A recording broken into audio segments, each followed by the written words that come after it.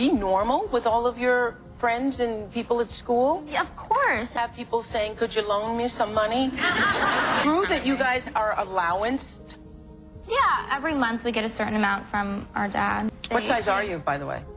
Size? Yeah, I always like to know. I'm really sure. You're not sure? Girls and, Oh, you know. that's so interesting. That is so interesting. I'm like obsessed with size. You know Oprah Winfrey as the beloved queen of talk shows, famous for her generous gifts and inspirational messages. But beneath the surface of her public persona lies a side of Oprah that few know about. While many are familiar with her incredible journey from poverty to becoming a media mogul, there are hidden aspects of her life that she has kept out of the spotlight. In this video, we'll uncover the top 15 secrets Oprah has kept under wraps. Prepare to be amazed as we delve into the lesser-known truths about one of the world's most influential figures. The Oprah interview ever. You know her as America's darling, the queen of talk shows who doles out new cars to screaming fans like Santa Claus. But behind the big smile and inspirational quotes, Oprah Winfrey has some shocking secrets. You may think you know everything about her rags-to-riches story and the reality of her living, but the truth is, you don't. In this video, we'll reveal the top 15 dark secrets Oprah desperately tried to hide. You'll be stunned by the secret life of the beloved billionaire media mogul. Get ready to discover the truth thought to be buried for good. Number 15. The free car giveaway. In 2004, Oprah Winfrey orchestrated one of television's most unforgettable moments during the premiere of her show's 19th season by giving every audience member a brand new car. Her audience erupted in joy as they learned that each of them was receiving a brand new Pontiac G6. However, the real story behind this legendary generosity is far more intricate and less rosy than it initially appeared. Contrary to popular belief, Oprah Winfrey did not personally finance this extravagant giveaway. Instead, the cars were donated by General Motors, GM, the parent company of Pontiac. GM viewed this opportunity as a grand marketing strategy to launch their new Pontiac G6 model. By giving away almost 300 cars, GM aimed to generate massive buzz and positive publicity. The automaker invested approximately $7.7 million in this campaign, with each car carrying a price tag of around $28,000. This strategic move was part of GM's advertising budget and not a direct out-of-pocket expense for Oprah or her show. Also, the audience present during this episode was not randomly chosen, as is typically the case on many talk shows. Instead, the producers of The Oprah Winfrey Show meticulously selected individuals who were identified as needing a car. This deliberate selection process ensured that the recipients were people whose lives could be significantly improved by the gift of a vehicle. The emotional reactions seen on television were genuine, as many audience members were indeed in desperate need of reliable transportation. While this added a heartfelt layer to the moment, it also introduced a bittersweet twist as the story unfolded. What was not immediately apparent during the jubilant giveaway was the financial catch that accompanied the new cars. Under U.S. tax law, winning a car is considered taxable income. This meant that the recipients had to pay federal and state income taxes based on the value of the Pontiac G6, amounting to approximately $7,000 at the time. For many, this hefty tax bill was an unforeseen burden. General Motors did cover the sales tax, but the income tax liability fell squarely on the recipient's shoulders. And that's not all. We're just getting warmed up, and what's coming next will truly make you question how well you know Oprah Winfrey. Stay tuned, because the next revelations might just make your jaw drop. Number 14. Oprah Winfrey's spiritual beliefs. First things first, this is no shade at any religion. All religions are highly respected here. This focus is on the truth about the religion Oprah truly practices. Oprah's spiritual beliefs are like a fascinating but controversial art piece. But for many, they're also problematic. A blend of faiths that doesn't sit well with the clear-cut lines of traditional religious doctrine. Imagine trying to make a smoothie by mixing oranges, steak, and marshmallow. It's bound to raise eyebrows, right? That's essentially what Oprah's spiritual beliefs do. She blends traditional Christianity with a sprinkle of Sufism, a dash of New Age philosophy, and a hefty dose of self-empowerment, stirring up a concoction that has left many people scratching their heads. Oprah's spiritual journey started with Christianity. She's been vocal about her Christian faith, reading the Bible and often referring to Jesus. But she's not your typical Sunday service attendee. Oprah has a habit of integrating other beliefs into her spiritual life. For example, she starts her day reading passages not just from the Bible, but from Sufi texts, mystical writings from the Islamic tradition known for their poetic musings on divine love and the human soul. As if that isn't enough, Oprah dabbles in New Age philosophy, a modern movement that's all about personal enlightenment, the power of positive thinking, and the idea that we are all connected to a universal energy. Think crystals, meditation, and the belief that your thoughts can shape your reality. Here's where things get sticky. Oprah insists she's a Christian, but also says things like, "There are many paths to God." This pluralistic view clashes with the traditional Christian belief that Jesus is the only way to God. To some, this makes her a spiritual tourist, picking and choosing beliefs like items in a buffet line, rather than adhering to a single, cohesive faith. Number 13. The Maui Fund Scandal. Oprah Winfrey and Dwayne Johnson faced significant backlash after launching the People's Fund of Maui, which was intended to support victims of the Maui wildfires. Initially, they contributed a combined $10 million to start the fund and called on the public to contribute further. This move sparked a wave of criticism, particularly on social media, where many questioned why two wealthy celebrities were soliciting public donations instead of using more of their own funds. Critics argued that asking the general public for donations, especially during tough economic times, was tone-deaf.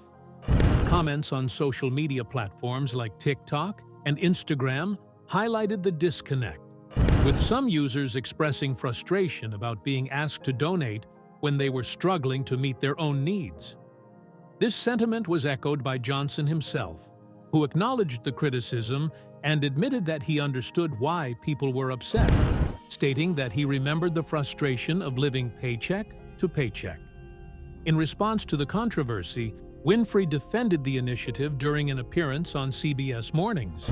She explained that the inspiration for the fund came from Dolly Parton's My People Fund, which successfully provided direct financial assistance to the victims of the Gatlinburg fires. Winfrey emphasized that their intention was to give directly to those in need, a model they believed would be effective based on Parton's precedent.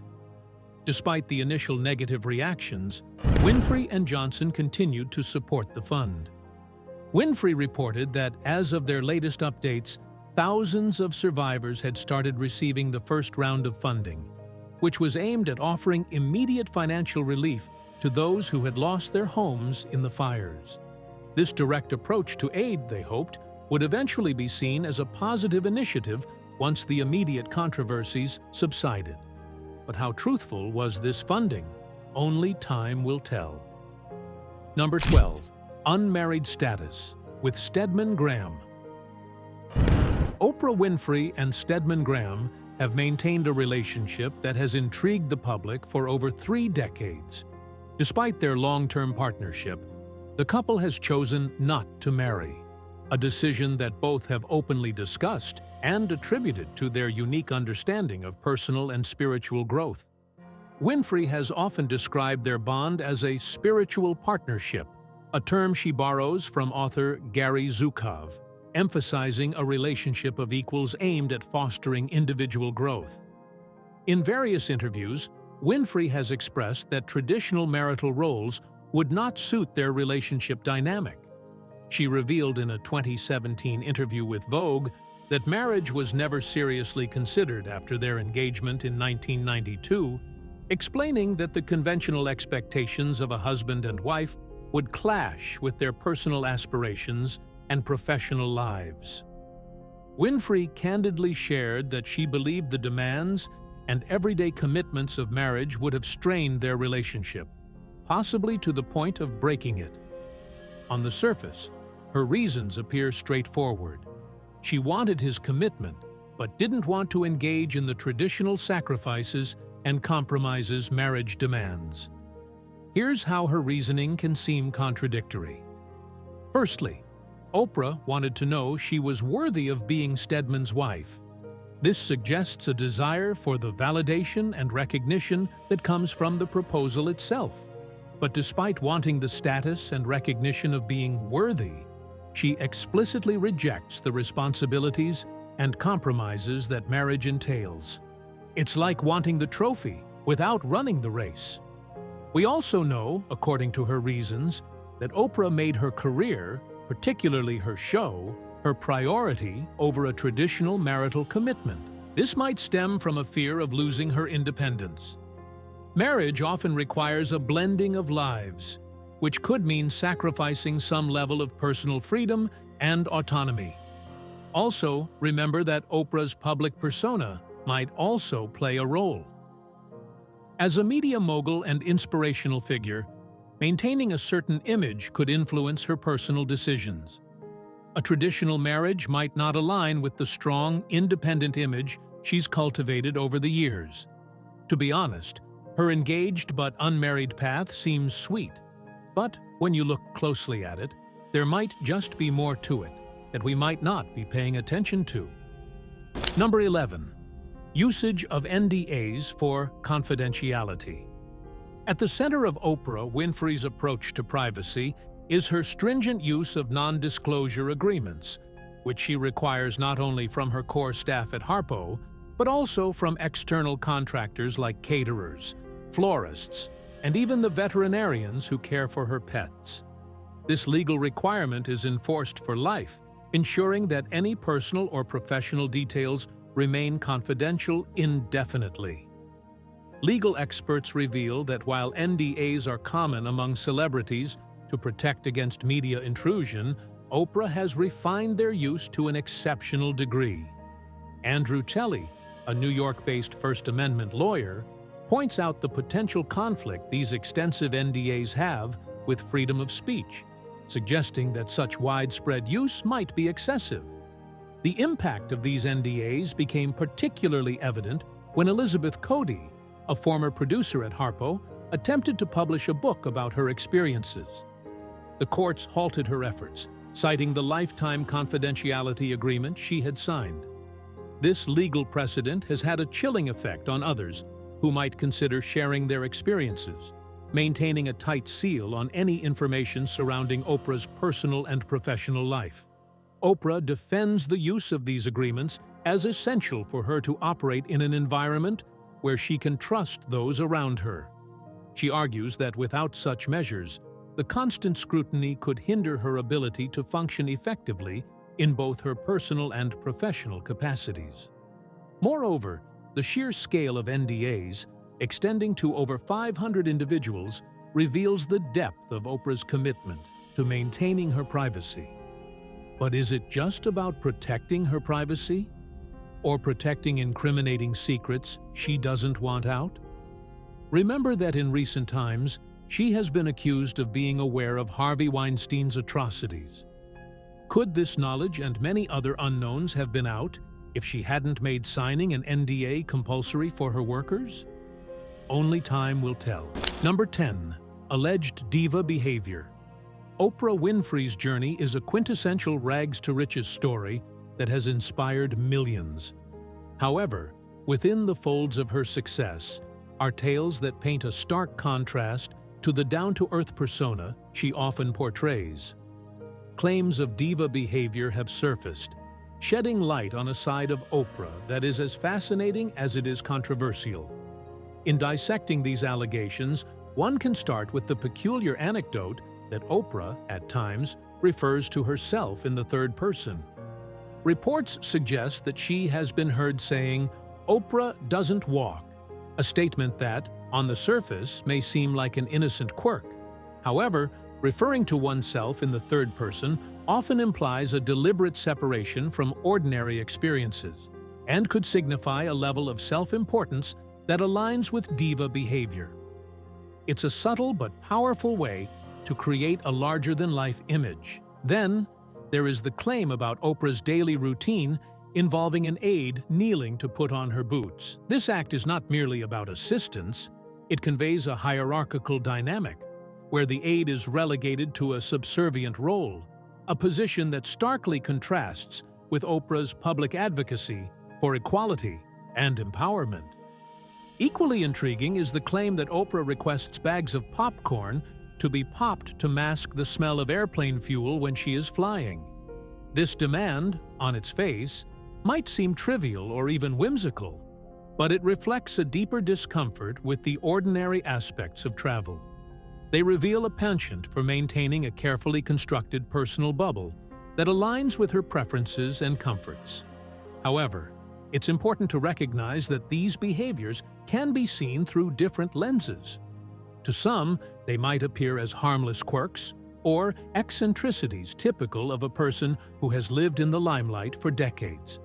To others, they may seem like a troubling disconnect from the realities and struggles of everyday people, whom Oprah has championed throughout her career. Number 9. Compulsory vegan cleansing. In 2011, Oprah challenged herself and her 378 staff members to adopt a vegan diet for a week. The idea was to explore the benefits of veganism and promote a more conscious approach to eating. While Oprah framed this as a health experiment and an exercise in food consciousness, the nature of the challenge, imposed from the top down, paints a different picture. It wasn't merely a suggestion or an invitation, it was a compulsory initiative. This mandate, rather than a personal choice, transformed what could have been an empowering exploration into a directive that many might have felt obligated to follow, irrespective of their personal preferences or dietary needs. At its core, Oprah's mandatory vegan week can be seen as a form of control. By requiring her entire staff to adhere to a vegan diet, she exerted her influence over their personal choices, encroaching on their autonomy. This move raises ethical questions about the balance between promoting health awareness and imposing one's beliefs on others. Is it truly about fostering healthier habits, or does it reflect a desire to assert control over her employees' lives? Imposing a vegan diet on such a large group disregards the diverse backgrounds, dietary needs, and cultural practices of individuals. It assumes a one-size-fits-all approach to eating, which is not only unrealistic, but potentially harmful. People's dietary choices are deeply personal, often influenced by health conditions, cultural traditions, and personal preferences. By mandating a vegan diet, Oprah overlooked these nuances, favoring a blanket solution over individual considerations. While Oprah presented the vegan challenge as a step towards better health and ethical eating, some critics argue that there might be ulterior motives at play. Was this about genuine concern for her staff's well-being, or was it a strategic move to align her brand with the growing trend of veganism and healthy living? Number 8. Controversial beliefs. Oprah Winfrey is famous for her talk show and her strong opinions on various subjects. Recently, she's been in the spotlight for her changing views on weight loss, which have stirred up a lot of talk. Over the years, she's tried many diets and exercise routines, and she's often shared her struggles and successes with her audience. People have admired her for being so honest and relatable. However, some have also criticized her for focusing too much on her appearance and weight. For a long time, Oprah criticized weight loss drugs, calling them an easy way out. She believed that losing weight should be about lifestyle changes, like eating healthy and exercising. But recently, she changed her tune. In her latest TV special, she talked about how she now uses weight loss drugs herself. This flip-flop has confused and upset some people. Oprah's change in stance sends mixed messages. For years, she encouraged people to work on their health naturally, without relying on medication. Now, she's promoting the very drugs she once criticized. People feel this is inconsistent and makes them question her authenticity. Also, Oprah is hugely influential. When she says something, millions listen. By endorsing weight loss drugs, she might be encouraging others to follow her lead, even if it's not the best choice for them. Some worry this could lead people to rely too much on drugs instead of making healthier lifestyle changes. Isn't that true? Well, brace yourself for even more twists as we continue to dig deep into the unexpected and surprising dark secrets that Oprah Winfrey tried to keep hidden. Number 7. Oprah was a troubled child. Oprah Winfrey's childhood was anything but ordinary. Raised by her strict but loving grandmother for her early years, Oprah's life changed dramatically when her mother, Vernita Lee, brought her to live in Milwaukee at the age of 6. The transition was challenging for Oprah, who found herself navigating a world vastly different from the rural, stable environment she knew. As she grew older, Oprah's rebellious streak began to show.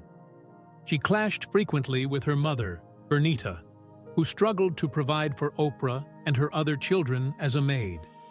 This financial strain and the cultural shock between their lives fueled Oprah's defiance. She felt out of place among her peers, who came from wealthier backgrounds. In an attempt to fit in and keep up with them, Oprah started stealing money from her mother. This act of rebellion was her way of bridging the gap between her reality and the affluent lives she saw around her. Oprah's behavior escalated further when she became a teenager. She ran away from home and was involved in risky behavior. At just 14 years old, Oprah became pregnant, and tragically, her baby died shortly after birth. This devastating experience further strained her relationship with her mother and led Vernita to make a difficult decision. She sent Oprah to live permanently with her father, Vernon Winfrey, in Nashville. Under Vernon's roof, Oprah found stability and discipline. Her father, a strict but caring figure, emphasized the importance of education and hard work. He set clear expectations for Oprah and refused to accept anything less than her best effort. This environment proved transformative for Oprah. She flourished academically, becoming an honors student and even earning recognition as the most popular girl at her high school. Her involvement in the speech team further showcased her talents, where she achieved national success in dramatic interpretation. Number 6. The role of Dr. Phil and Dr. Oz in Oprah's career. Oprah Winfrey's career and influence in the realms of media and personal development have been significantly shaped by her collaborations with Dr. Phil McGraw and Dr. Mehmet Oz. Both figures first gained national prominence through frequent appearances on The Oprah Winfrey Show, which played an important role in launching their own successful television careers. Dr. Phil McGraw, a psychologist, became a regular on Oprah's show in the late 1990s, offering advice on life and relationships. His approach resonated with viewers, blending psychological insights with straightforward, practical advice. Oprah's platform provided him with a vast audience, which eventually led to the launch of his own advice show, Dr. Phil, in 2002. This transition from guest to host was facilitated by Oprah's production company, Harpo Productions, underscoring her role not just as a mentor, but also as a catalyst in the careers of her collaborators. Similarly, Dr. Mehmet Oz, a cardiothoracic surgeon, frequently appeared on Oprah's show starting in 2004. where he discussed medical issues in a manner that was accessible to the general public. His segments covered a wide range of health topics, from disease prevention to healthy living tips, making complex medical information understandable and relevant. His popularity on her show led to the debut of The Dr. Oz Show in 2009, also produced by Harpo Productions. Like Dr. Phil, Dr. Oz's media career was significantly boosted by his association with Oprah, who has a history of endorsing figures whose missions align with her vision of empowering audiences. The impact of these collaborations extends beyond individual success.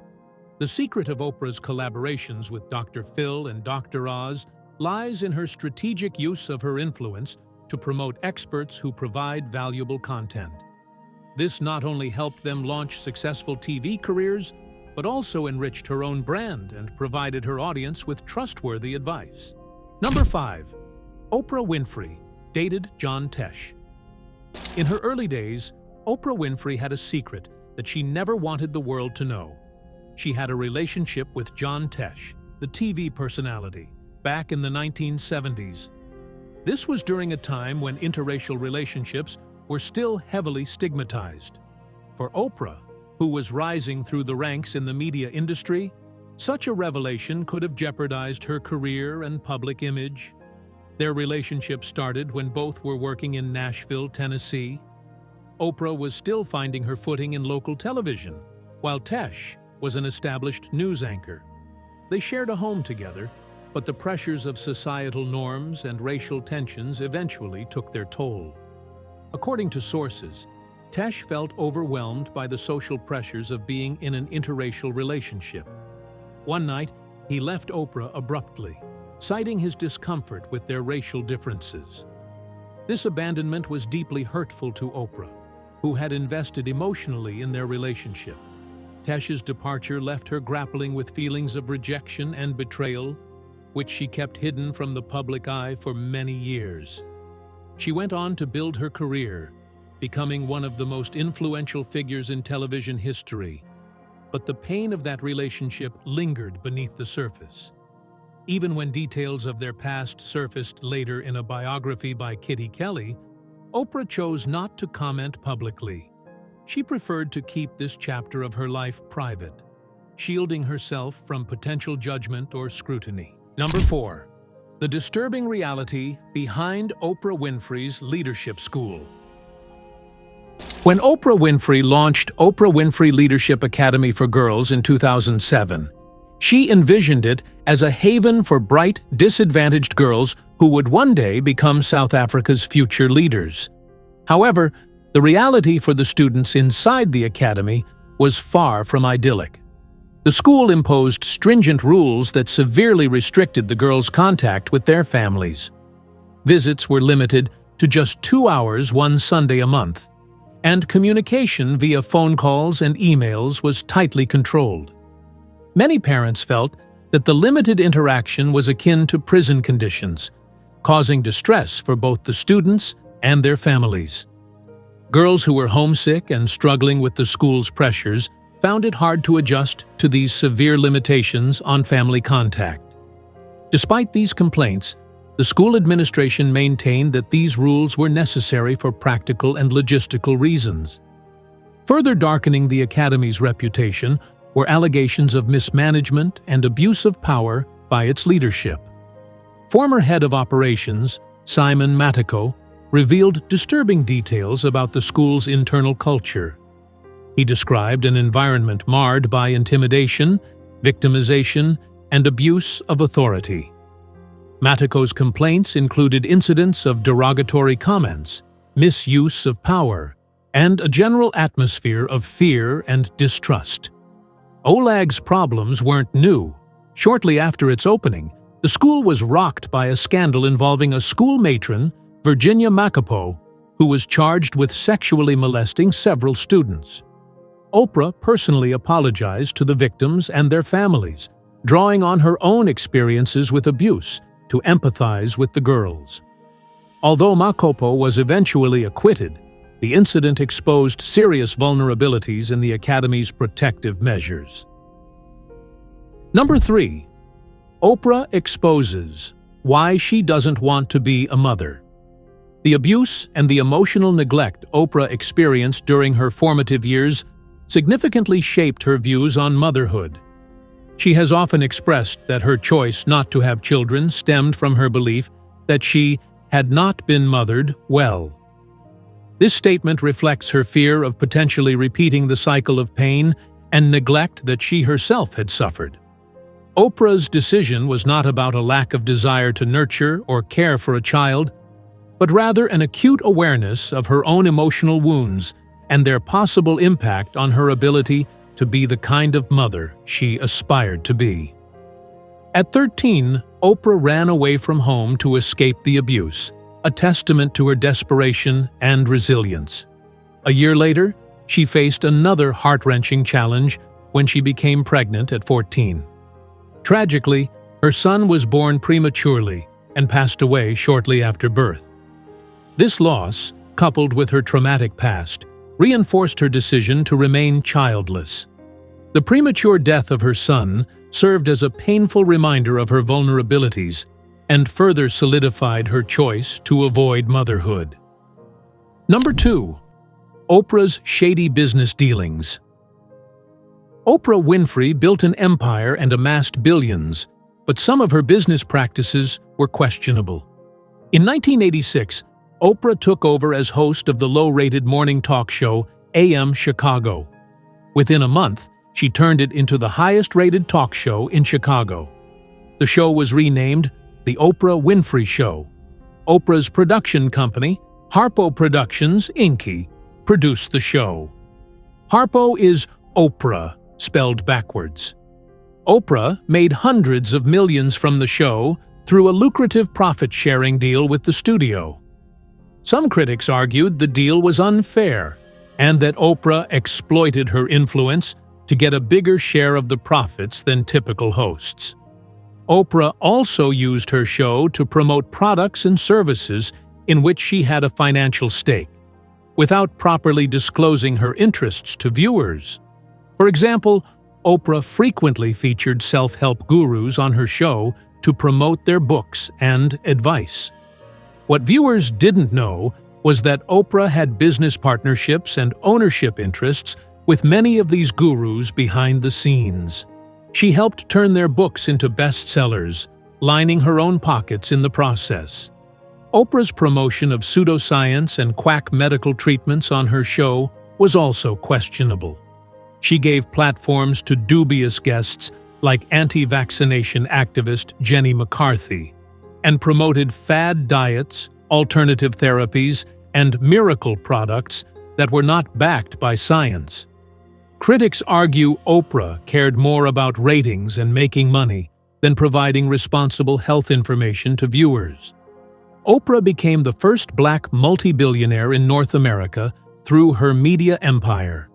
While much of her success was deserved, some of her business practices and decisions were self-serving, unethical, and potentially harmful. Number 1.